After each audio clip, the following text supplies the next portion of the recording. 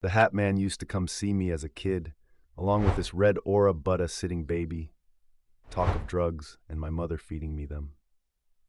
Alright, so I recently found out about the Hat Man and wanted to share my story.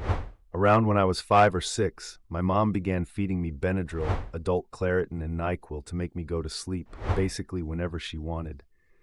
At around 7, I developed sleep paralysis, I assume due to this.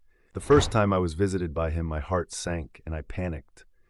I woke up in a sort of half-dream, half-awake state, laid on my back with this sense of fear in me.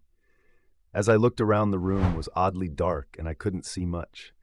As my eyes scanned the room, they suddenly stopped and locked onto my cracked door.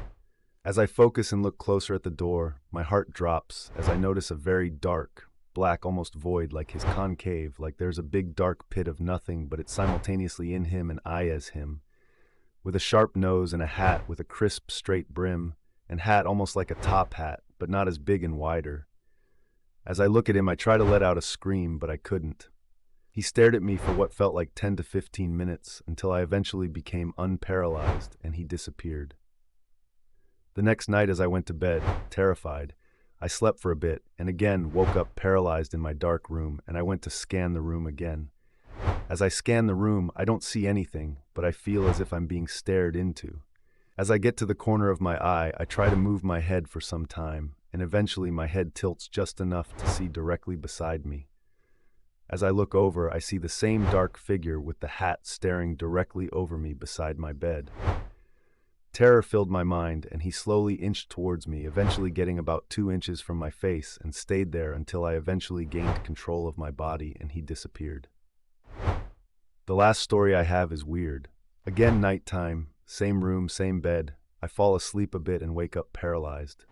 This time when I woke up, I felt as if I was suffocating.